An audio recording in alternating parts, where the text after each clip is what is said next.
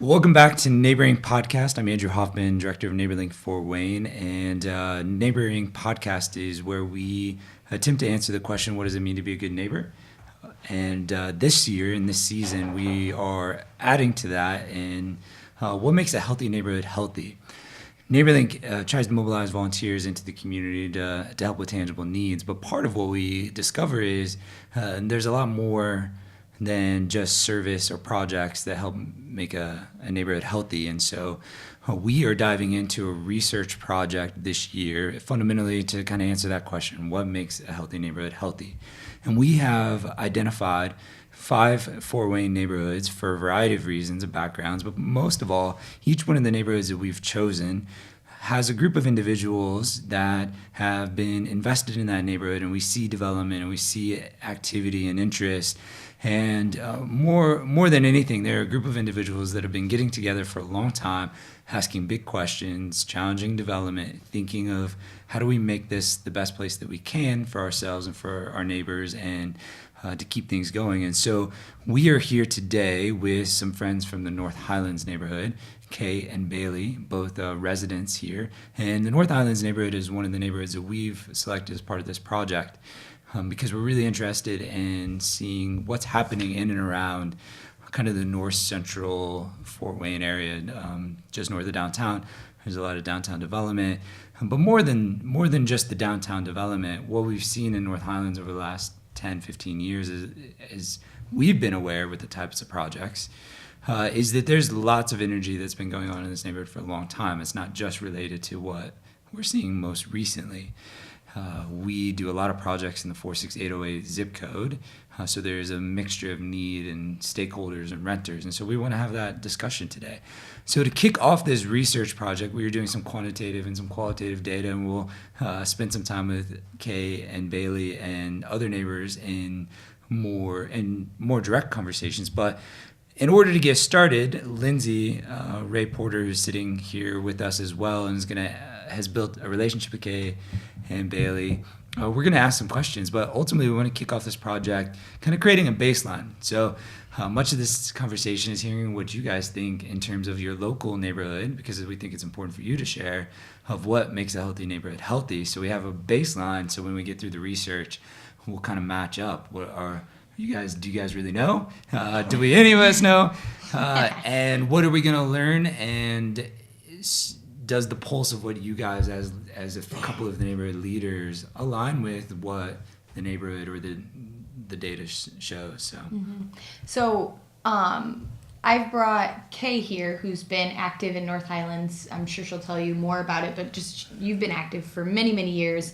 And Bailey, how long have you been in North Highlands neighborhood? I've lived in North Highlands for 7 years. 7 years. But okay. I've been a resident of Allen County for only 7 years, so that is the only place I've lived. Okay. So I am really excited to have both of you guys here today to represent North Highlands neighborhood. Now, if I were somebody who didn't know where North Highlands was or what it was, can you tell us what are the boundaries and what is this neighborhood like? Is it, just what is kind of the street layout? Are there parks? Are there places? I mean, just give us. I'm fresh in from Paris, France, and I don't know anything about this. Tell me about North Highlands neighborhood. North Highlands has 700 homes in it. Our boundaries are Spring Street, Tyler Street, State Street, and Jesse. We're fortunate to have one of the city parks directly in our neighborhood, which is Hamilton Park. Okay.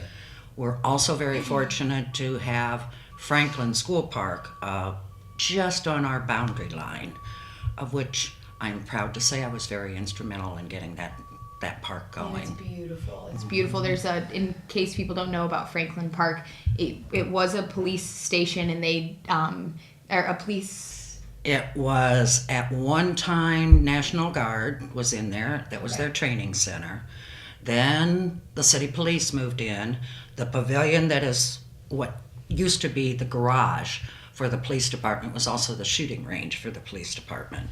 We were able to save that building and convert it into the absolute most gorgeous pavilion Beautiful. in the city, as far And as what we're I love concerned. most about it is that they kept the doors. archways. Oh. So when you walk into Franklin Park, it's the The actual memories. original archways, and then you walk in and there's a splash pad and a big open area, a pavilion. It used to be the Franklin Park School, and many of the people that were on the committee had either gone to that school as, I think they were what we call junior high, That's or neat, I didn't middle know school. It was junior high. And we had lots of people show up that had gone to school there for a long time. It was the neighborhood school. People That's walked neat. to and from. The Parks Department was very gracious because we fought very hard to be able to keep the 3 arches, and they thought that was a fantastic job, and it kept arch off of our back because we saved some of the historical things. Yeah. So And- there's Franklin Park, which is not too far from Hamilton Park. Correct.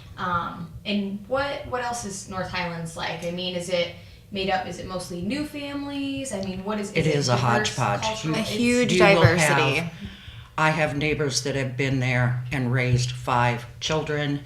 They were the second owners of the house. They've been there. We've been there since '89. Our house was built in 1928. Hers was built in 26, I believe. And I live in the older section of North Highlands. One of the things that okay, let me back up.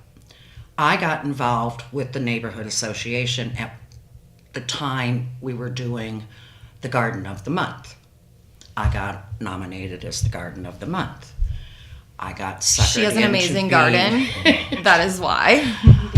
She, the person who nominated me also suckered me into becoming the editor of the newsletter because we were about ready to lose them. And that was one of the things that I enjoyed. My husband and I, my daughter, his son, moved into that house in '89. I got actively involved in the association at the time I took on the editor, of which I've totally forgotten exactly when, but it's probably a good 10 years. Okay.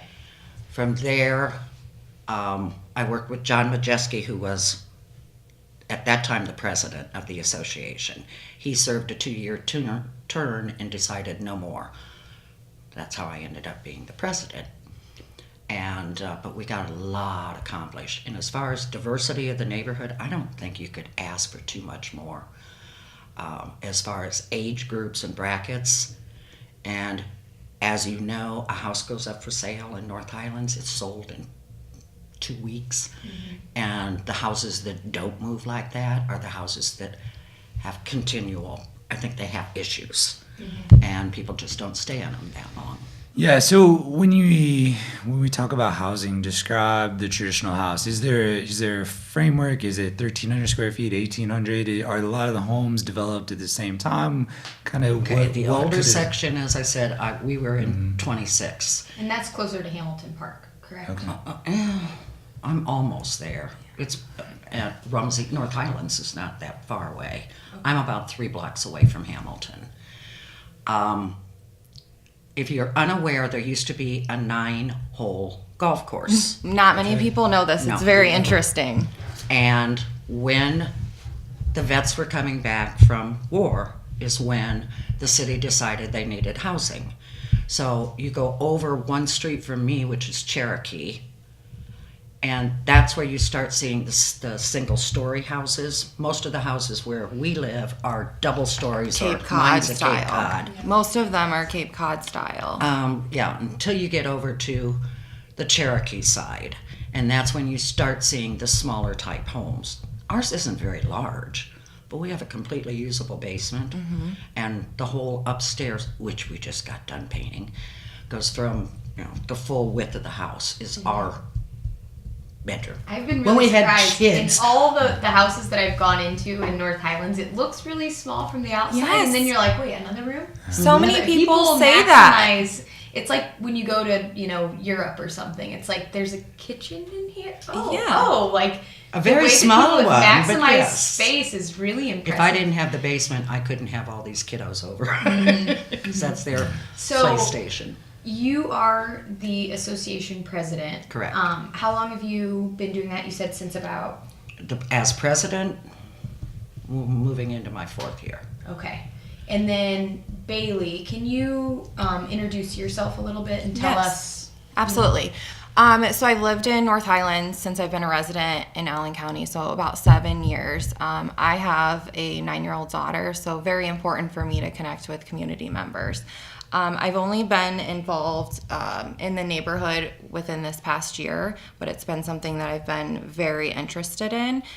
Kay and I have had close contact in this past year, and so a role that I play in the neighborhood, I started a group, a Facebook group, which was very different than what Kay had going on for an association page, where age diversity comes into effect. So I started a group just to basically be a forum for all of us community members to be able to talk, neighbors to talk to neighbors.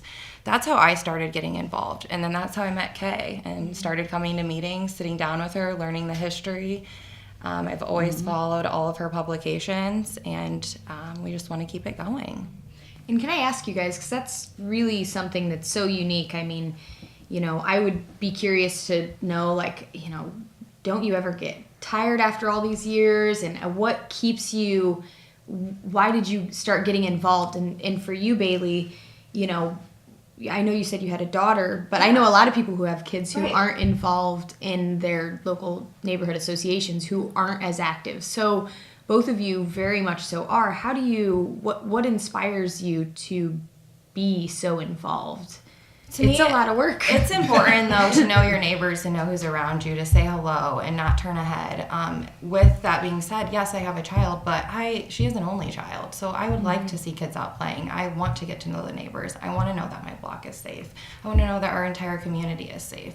So that right there is part of my drive. And then just seeing people turn heads to things that can be easily fixed. I mean, gosh, we talk so freely in our group. One day it's a dog getting loose and we're all rallying to get the dog together instead of just turning our head and letting this dog just roam the streets. Things like that, just tying us together. It's so important to me that we're close-knit.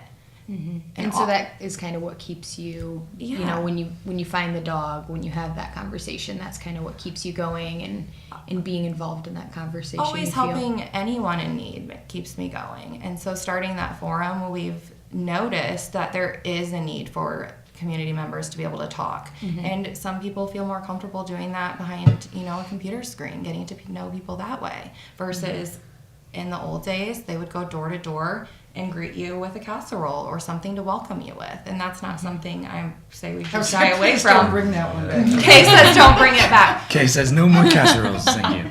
But it's just a different way and a different world we live in. So communicating on that forum has been super helpful. And it just drives me when we see someone in need that needs help. Mm-hmm. There are neighbors. Kay, how did you get, what was your impetus for getting involved?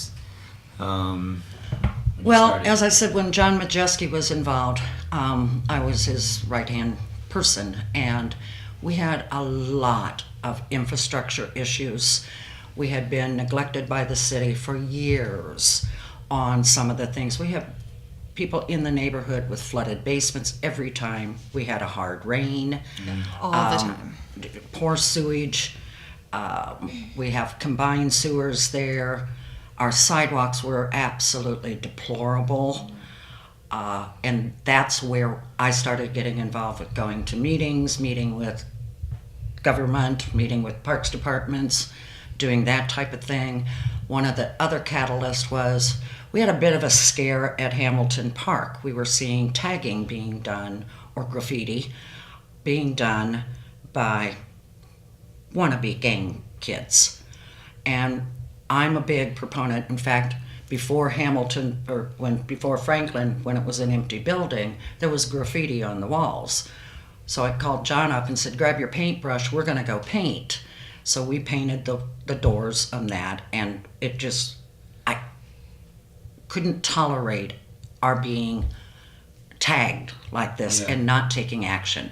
At that time, we worked with the Parks Department, the Police Department, the Fire Department, and organized something called our Drug and Gang Awareness Program. We had a great rapper come in. We got so many donations from businesses and neighbors and had raffles.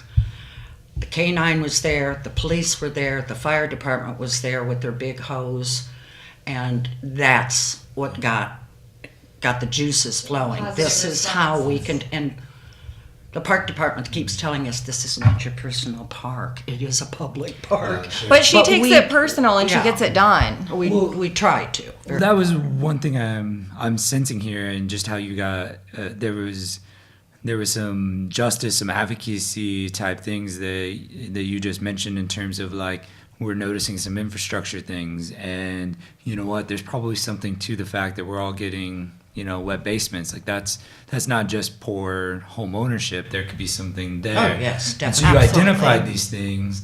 And then you went and tried to do something about it. You put some pressure on. So there was a bit of advocacy work happening and constant pressure. What was some of that experience? And did it help? Did it? What changed? Did it help? Oh, yes. What was it about were your the first activity? Was it just showing neighborhood. up? How was the response? How did the city or the government officials? Because I think this is a misconception in some of the neighborhoods we see, that there's often we can sit in our homes and we can be very frustrated. We can identify these things, but we not take the next step and just think that the people on the other side don't care, they won't respond. And that might be true in some cases, but it sounds like I'd love to know more of hearing how you went over that experience and said, was it a huge mountain to get over, or was the persistence and showing up and holding them accountable, did that make The conversation needed to be had. Mm-hmm. They were receptive to the conversation. Meaning the city and government were. I've worked with many departments, planning departments, zoning departments, the engineers. They welcomed us, they showed us the blueprints, they showed us the areas. We have some major sewer issues, or had. Since that's happened, they have corrected those. They have lined the combined sewer. All of the infrastructure that's happened further north and out in additions, you have to remember, end up in our neighborhoods, because water does travel. And that was an issue. The city set up a program for the gutters, the downspouts, and set up a program where they could get a particular, I wish I'd done some more homework on this, where they could put in an apparatus in their basement which would keep it from water flowing in. Yeah, we And- actually, I live Yeah, in North 'cause you're right Highlands, next to and we, the shingles. We live in what everyone would call the bowl. Mm-hmm. So every time it Yeah. would rain, we were in the bowl, and there would be water rising. And we actually got a sub pump put Yep. in for the city paid for it. So Yep. thanks to your efforts, because we And didn't have one in our basement. We broadcast that. Some people would take advantage of it, others wouldn't. That was the disappointing part. Sure. Sometimes the helping hand is at the end of your wrist. We're trying to help you. You just need to get involved. Yeah, you get into behavior. You can't force someone or a neighbor to address it, even if it would make a big difference. But the work, the persistence and the effort seem like it made Oh, a they huge knew us deal. by. Oh, it's her again. If you were trying to give advice to another neighborhood association that's identified some infrastructure issues, and from what you've learned, what are just a couple of quick things that you could give somebody advice on in terms of if another neighborhood association wanted to address these issues? What are some key things that they should Start consider? with your council person. Okay. They can give you the guidelines of what departments you need to talk with. Reach out to those departments. I'm also very proud. North Highlands was the very first neighborhood in the city who got 100%, well, I can't say 100%, 95% brand new sidewalks. Was that My- That was Wow. in 2015. 2015 and then August all new roads last year? Yeah, they repaved some of the Asphalt. roads last year, which maybe they needed, maybe the sidewalks definitely. Yeah. The kids are very In my happy. neighbor, right across the street from me, we didn't have a sidewalk. I called it a skateboard ramp. Sure. And the day I looked out after all of the new sidewalks, and saw a woman pushing a double stroller. She wasn't pushing it. She was running. She was running down the sidewalk with her 2 babies in the stroller, which could never have happened. Never happened. And we got we didn't pay bearer bond. We didn't have any of that. We built a case, and the city gave us our sidewalks. Great. And They were didn't give us pretty curbing. timely about all of it. And I will I say, monitored every day on that. So there's a bit of KSIs. reaching out to councilmen, developing a sound strategy and a plan, doing your homework. Identifying your issues. Yeah, identifying your issues. Going in, being convinced, and being willing to spend the time and energy that it's going to take to do that. But don't try and do it alone. You have other neighbors that are seeking the same thing. Yeah. But the infrastructure was some of our biggest things. And some of my proudest moments. And I also thank God that John Majeski was involved, because his background knew, elevations, this, that. He's in construction work, so he knew all of this, and he could sometimes out-talk some of the Sure. experts and challenge them. But we were very successful. Since that time, it's kind of slowed down and become a little bit more social.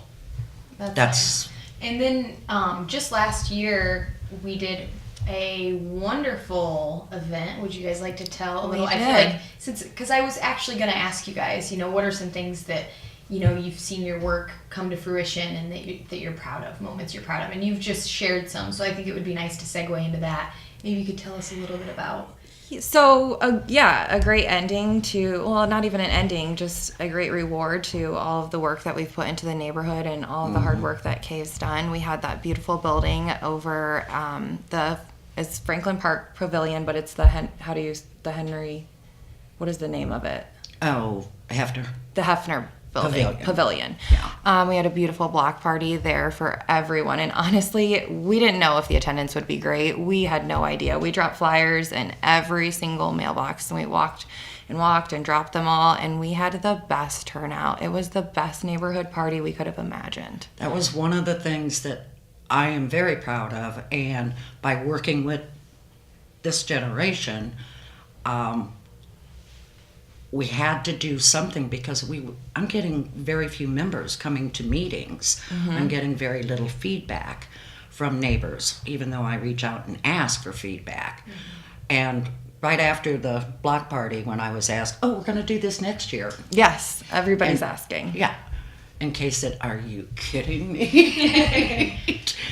The best But part we of are the block doing party was seeing all of the residents together. Everybody And it brought wasn't a just dish. North Highlands. No, it It was was the surrounding neighborhoods. Franklin Park, Lincoln Park. It was several. Everybody Bloomingdale. brought. Yep, everybody brought a dish. The children were there, and all of the kids were playing Mother May I. Lindsay, you were there. I loved that part. It was amazing to see all of the kids together, and that's what we can hope for. We It's wanted just a great community. no-tech, old-fashioned get-togethers. And that's why we reached out to all of the neighborhoods. And I think that the last I heard, there were at least over 130 people there. There was a raffle. We had a clown.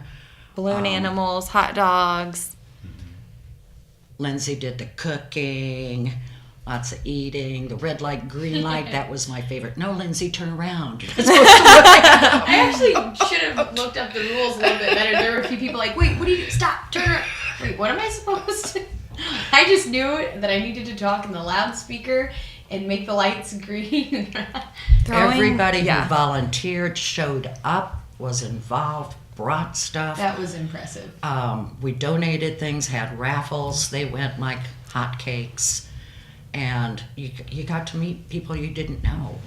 Yeah. And we will be doing that again. That's great. So you've mentioned, and I really loved the block party. There was no technology, no speakers. I mean, it was a little amplified microphone thing, and it was literally things that anyone could pull off without sound systems and technology, microphones. I mean.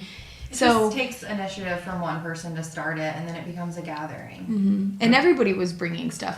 Those are my horseshoes, and I actually built those with so it was really neat. So, and I think that's another thing about Jenga. You? Yeah, I brought the big Jenga. The giant Jenga. when it collapsed, everybody turned around. Oh, it was like the building just fell over. So with that, I think that North Highlands is really lucky to have both of you. There's this huge generational gap between people, but it's not a gap anymore. You guys are able to interpret for each other. I mean, that's something that's so challenging. You have people in North Highlands who are, in their 80s. They're able to be included, and people in their 70s, 60s. Yes. You have new families. And so how do you guys feel that with both of your backgrounds, how do you feel that you're able to use that to benefit North Highlands, the combination of the two of you? How does... Well, I would say it was definitely a challenge in the beginning when we met. There was a few She wanted to start a new Facebook page, and I was going, oh, no. Kay thought it was They're like already going to be confusing because we have the publication of the North Highlands Next Door, which isn't part of us. Mm-hmm. And then Bailey proposes she wants to start this other one, and we had a meeting. We sat down. I started Amanda it, and I came think over. We talked it through. We figured out what would work and what wouldn't work. What she was trying to do was to promote people walking together, play dates.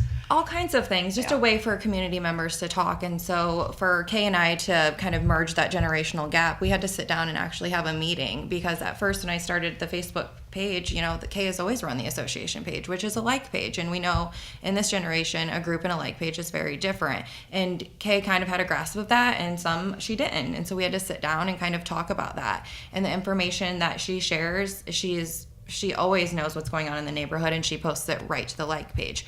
But for us to sit down and come together and realize that a group would be great for community members to be able to have it as a forum, to be able to talk, she came to more of an understanding of what there was to offer through that. And we've since merged that gap by just sitting down and working through it and talking about it. And it's been a great asset. I mean, just for Sometimes example, we both have to make sure that one knows it's here and not here. Yes. And that neighbors are getting it. But because she's done that, she's reached out to many young people that I don't think even knew we had a Facebook page. So when I walk the neighborhood with my dog, or I have a little walking group, when I see neighbors, I say hello. I don't turn my She's head. a heck of a good ambassador. Thank you. I turn my head and I ask them if they've heard of our Facebook group. I say we have an association page that will give you, all of if there's criminal activity, if there's, a great thing. She shares everything top to bottom. She's always got it covered. And then we have our Facebook group, which is North Highlands Neighbors. And that's a forum for us to all openly discuss anything throughout the community. So, for example, different things throughout there, but one post I made, I was just asking for tomatoes. I had ran out of tomatoes. Does anybody have any left in their garden? And do you know what? It wasn't 10 minutes later, a woman was walking to my door with you probably had a bushel there. Yeah, walking to my door with tomatoes, and I had never even met this woman. That is awesome to me. And our group is still growing. Yeah, you guys were bringing up the role of communication in a neighborhood and a healthy community in general. What is your take on communication in terms of how important that is for a healthy neighborhood?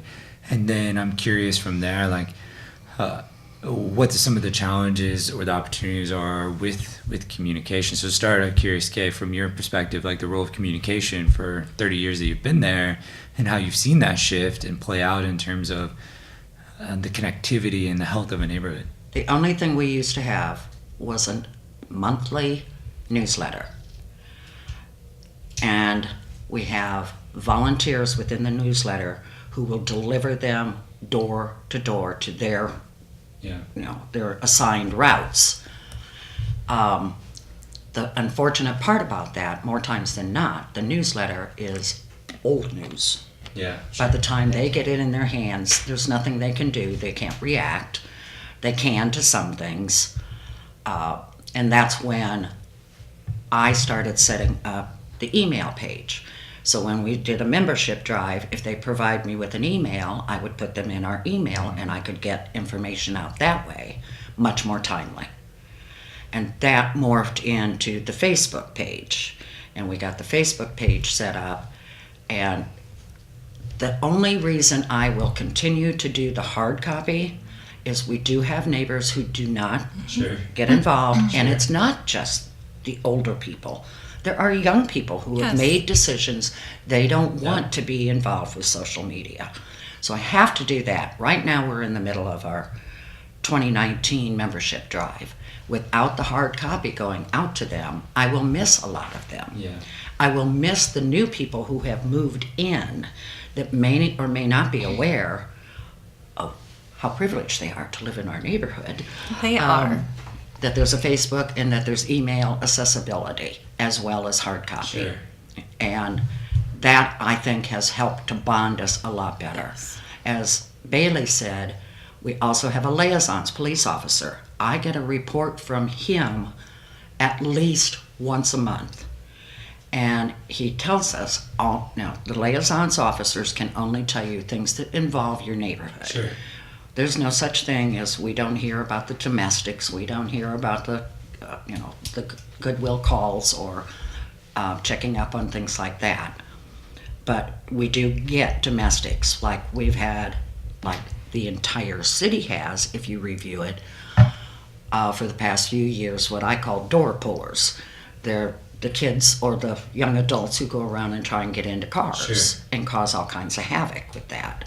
And Barry reports on those. Officer Pruser has been a stand-up, go-to guy anytime I've got any questions for him. And he actually shows up to the meetings. Oh, yeah. Yes. He comes to almost all of ours. In fact, he's been bugging me about when the next meeting is. He's By the way, very it's the active 12th. in the neighborhood. Oh, yeah. And he keeps his eye out and lets us know what's going on. So and if I've healthy. got a question, I Yeah. can get back to him. So healthy communication with the local Of police course. officers makes a huge difference. It gives me a better handle to make sure that the neighbors know, look, especially with the door pullers or the car thefts, if anybody reads the reports that comes out of the Yeah. journal, my gosh, it's everywhere. Mm-hmm. I mean, there's no neighborhood. that- Sure. And I can utilize that to keep reassuring them. Okay, you might have had a window broken out, but that's about the maximum of crime that we have. We've in had the very neighborhood. minimal issues, and that's And enough. when we do have them, we do our darndest to nip them in the butt. And that goes back to that gang and drug awareness thing. So Bailey, you seem more adapted to modern communication tools and some of the things and how that impacts. One of the challenges I think with any group, even us as an organization, is a lot of times communication can seem very one way because it's hard to get a response, right? So newsletters, See our Facebook. there's just difference, and we have so many different communication tools, and they all have their own purpose and engagement, and how we use those all play a part in that. And especially in neighborhood associations where communication, I think, often feels, at least in my neighborhood, where it can feel one way when you're on the person trying to communicate the message out, but you don't get anything in return. It sounds like with your Facebook group, you've started to get some communication back. Yes. Curious from that experience, but also how does that play a part in the future of neighborhood connectivity or neighbor connectivity, which is an important part with communicating among neighbors, and leadership and is an important part. So it is important to try to get the neighbors to not push back and want them to be involved. So within this group, we're communicating, so building rapport and getting to know them. So it's opening the door for relationships. Like she mentioned, we have a membership drive going on. That's something that I'm talking about in there and getting responses on, and many questions are involved in neighbors crossing paths and just different ways that they won't push back. They want to be involved if you just keep putting it in front of them. Mm-hmm. Have you guys tried to do a virtual neighborhood meeting yet? We haven't done a Facebook virtual Facebook meeting. I think I did go live at a few events that we've done. We had an event at the church. That's a couple other things that I guess we didn't mention about the vicinity of our area. And I really want to speak on this because I've only lived in North Highlands. So I went to college throughout Fort Wayne and have been on another side of town for that. But in the 08, I tapped, sorry. In the 08, we are so centrally located, and I don't think people realize how much we have to offer in this area. Centrally located in the 08 means you can be 15 minutes out north and 15 minutes southwest very quick. We have 2 to 3 churches right in our area. We've got a handful of schools right in our area. We've got Hamilton Park, we've got the splash pad, we've got tennis courts. I mean, there's so much for Little League. Stuckey's League, greenhouse. the baseball field, Stuckey's greenhouse. The residents love the area because it's centrally located, Sure. and I think that's one of the big reasons that we have such good community. And I'm also involved with a group called Neighborhoods United Group, Yeah. which encompasses neighborhoods that have basically the same issues, like the older neighborhoods. Goshen Road is on our barometer to get input. The Franke Park, we're doing things with that. Walkability has become increasingly easier. And as Bailey says, you've got pretty much everything you need, not nearly as much as we used to have, though. Because I remember when we had a dry cleaners, when we had all types of businesses at Goshen, which are no longer there. Those are some of the things that we're hoping that will come when they start working on the Goshen Road, getting some businesses back in there, more local. I'm like her, man, I can get just about any place I need to. And I sat out in the parking lot for 10 minutes because I just want to make sure I found you guys. And the accessibility that way is incredibly favorable. With the riverfront coming, I think that we're so centrally located to that. We're very close. I mean, it's a bike ride away to The new footbridge. dining that's going in on Yes. Wells Street. I think it's going to be the up and coming area. I think these are going to be the houses that people are going to want to start moving into and building their families because they can be close to downtown, have different schools in the area, and I'm be not able- so sure we're not already seeing that. I think we believe are. Bloomingdale is definitely seeing it. the houses are going very fast. Yeah, it would make sense. Curious in terms of, and that's why we're a bit interested in North Highlands, because they're oftentimes with larger development happening in a community like we're experiencing with downtown development. Because I live in a Collar downtown neighborhood as well, and so you start seeing it kind of spread out, and it's starting to happen before things are happening. And I think it's important or I'm really wrestling with this kind of question is, often we can get very excited about development, and in a community that hasn't experienced a lot of necessarily negative development, meaning we develop something and then a few years later we're like, oh, maybe that was not a great idea. We haven't experienced a lot of that in Fort Wayne from my experience. So there's a lot of mentality of like all development is good development, and I'm really kind of questioning some of that. Curious from your perspective with monitoring and seeing everything, is there anything that you are concerned about with some of the development in terms of how it could impact your neighborhood? Or do you feel like the work that you've been doing for so many years, this is really complementing it? That's kind of a mixed bag. Okay. Personally, I think we're a little bit further away than, say, like the Bloomingdale Sure. is. So I think that means that it might not impact us quite as big. I do believe that we will see houses become at a premium, and with any luck, that also means housing values will be going up. The development, I lived in Fort Wayne when downtown was it. And I worked downtown, did my shopping downtown, and that was heaven. There was even a small grocery store, the whole schmear. And that was exciting. I am excited and apprehensive about what's going on down. First of all, I don't drive downtown very often because I don't know what, it's confusing more so to me. And that's just because it changed. Yeah. And I don't have a reason to go down there like I did. I would like to see Goshen Road take up a bigger thing and become more viable with what the Franke Park is talking about, which I went to that meeting. And next time I'll make sure you have an opportunity to go too. Thank you. On what they're going to be doing there.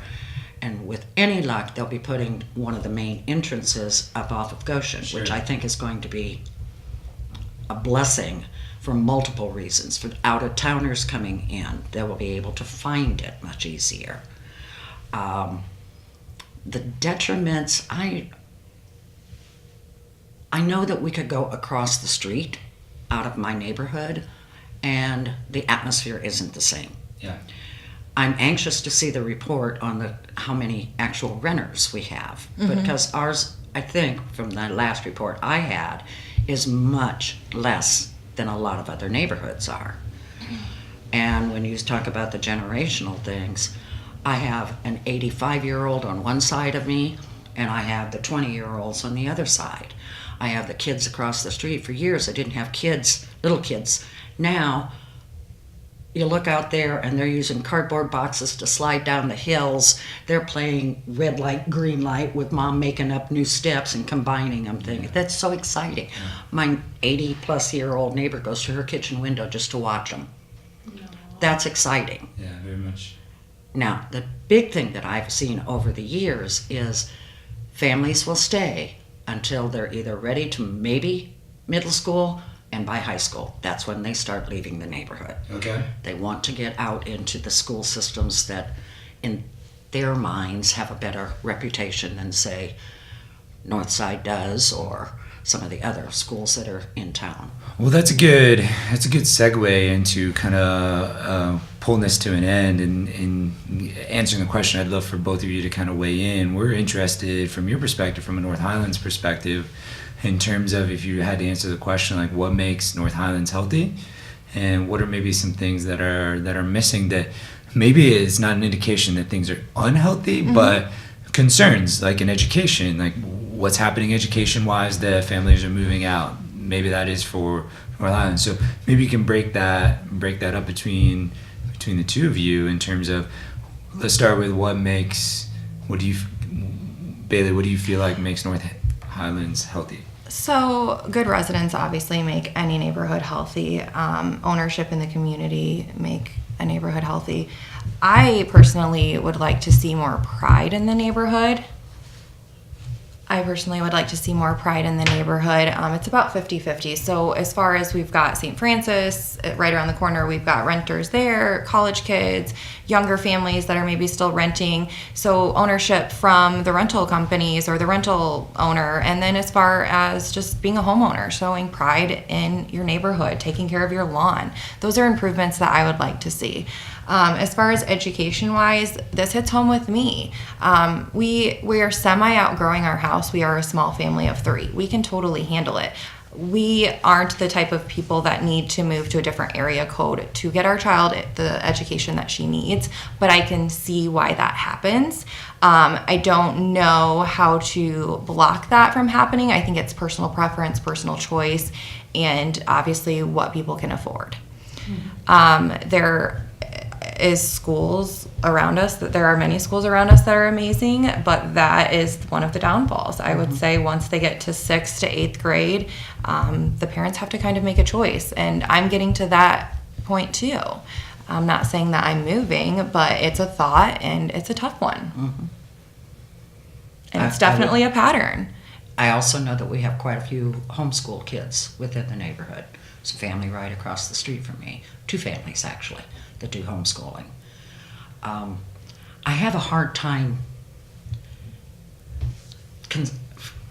explaining the healthy part of it. I think we're pretty healthy, and I don't know that necessarily means medically healthy. No, yeah. I mean, communication, connectivity. It could be we're a lot healthy because we're strong advocators for. It could be a variety of things, but My biggest thing right now is the membership drive. Out of 700 homes, we had 125 people for $10. why is membership important to UK? It shows that they want to get involved. It shows that they have an interest in it, and it gives them more opportunity to voice their opinions. Now, I can tell you on Facebook, I've got a lot of followers there, but they're not members of the association. The association funding, the dues are the only in money that we get coming in. Okay. We've lost several of our landmark pillars, most of them to uninsured drivers, and we don't carry insurance on them because it's too expensive. The expense comes from our newsletter. I'm cutting back on that. When we had the damage to the pillars, I reached out and just asked, when you pay your dues, if you feel like it, add an extra. And I could not believe how generous people were. We did have one pillar that actually had an insured driver on it. That helped to feather our budget a little bit, to the point that we're even adding setting up a disaster fund.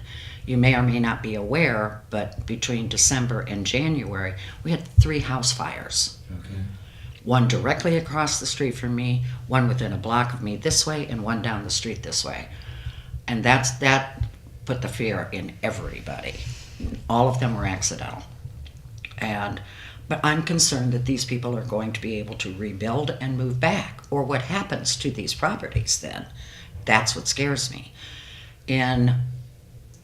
Along with the pride, that would be taking ownership and paying those dues for us to get the publications out for the people that don't have Facebook. That's the void we're trying to fill, and so we do need those memberships. Okay. So the funding is always good. It helps us with things like the block party. I hope to have 3 events this year, and the block party being one of them, possibly something down at Hamilton Park, and maybe some type of what they used to call night out in the city. Would get the police down there, the canines down there, and all of that takes a certain amount of money unless we pay it out of our own pockets. Mm-hmm. And by having that cushion there for us, it gets people more. I mean, it doesn't come out of you, no, I don't want to do that, I can't afford to do that. Mm-hmm. And that's the goal. Lindsay, you got to ask me the one question on here that's your fun question.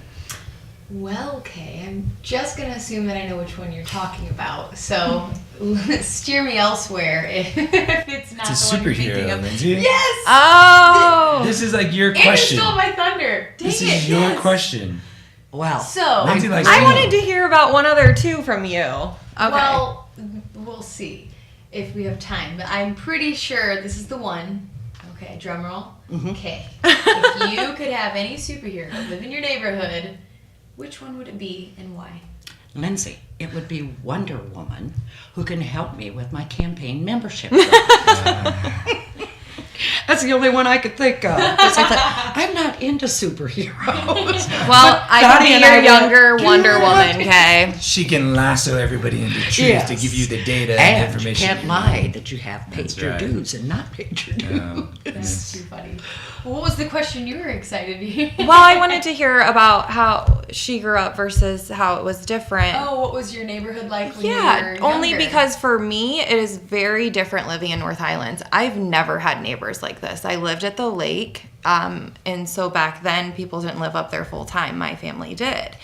I would knock on doors all day wanting a kid to play with. And there was nobody answering doors because nobody was home. Mm-hmm. But in this neighborhood, there's hundreds and hundreds of children for my child to play with. And it makes me so happy to see those kids out on the streets playing, because that's something I didn't have as a child. I didn't have that sense of neighborhood, not until the summer came. Yeah, sure. So very important to me. And then I wanted to hear about Kay's. Well, when we met, I found out that she grew up in my hometown a few years later. I grew And that up we in know. Angola in the 50s and the 60s. That was like living in Mayberry. It was wonderful. You knew people, everybody knew you, everybody's parents could tell your parents if you've been good or bad. There's a memorial. Maybe that's why I moved here. Do you ever follow the memories of Steuben County? Yes. Well, they were this big thing on the grocery store. Yes. That was right across the street from me. My mom used to give me a note, send me over to the grocery store. I'd do the shopping, and Frank and Almy and everybody would help me. Growing up in Angola was, you walked everywhere. Kind of like Fort Wayne. Oh, on a much smaller basis. joking. On a much smaller. It was a joke. You were I was a supposed to laugh. townie. She was a Laker, and there's a whole difference in that. And then I moved to Fort Wayne after I graduated, and not going to tell you when that was, but You can have that secret. yeah, and lived in several different areas. But North Highlands when my husband and I got together, we were looking for a house. And this one happened to be up for rent. We drove by it, and I said, that's it. The night before, we were to go see it, and we bought this house from a woman who grew up in that house, not from a landlord. Sure. Okay. I had a dream about it, and the first thing I asked her was, do you have a laundry chute? And she says, as a matter of fact, we do. Can I garden? Anything you want. And that's when I fell in love, and that's why we have been in this house as long as we have been. And this will be our forever home until I can't get up and down the steps. But Okay, and Bailey, thank you so much for joining us on Neighboring Podcast and sharing about your story of how you came, what's going on in North Highlands. It's really, really exciting to hear some more context. So it's so much better when we're doing these types of things to kind of sit around and have a conversation about it and talk through a lot of the challenges. The more that we can make it personal, the better and more we learn from each other. So we're really excited about this project. Thanks for joining us on the initiative of like helping us understand this. We're hoping to take what is healthy from each neighborhood and really identify what is different between, say, North Highlands and Williams Woodland or West Central, and see what's alike and what's different, and recognize, I think from our experience, I think there's a lot more that's alike than there is difference. And if we can, as an organization, connect the gaps between what's different, I think we can all become more healthy and share for other neighborhoods so we have a stronger city. So thank you so much again for being here, and we'll be back next week with another episode of Neighboring. thanks for having us. Thank you. Thanks, guys.